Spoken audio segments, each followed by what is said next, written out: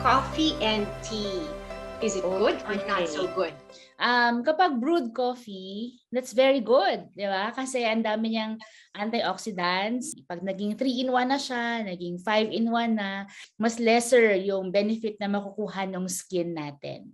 And the same is true with tea because it contains epigallocatechins na will make our skin healthy, nakaka-lessen ng pores, ganyan.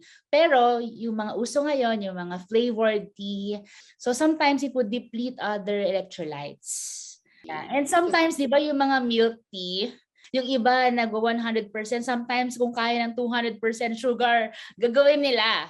Right. So for everyone in the audience, be careful with what you order. No, green tea, teas, and coffees are really good, but not too much sugar in it.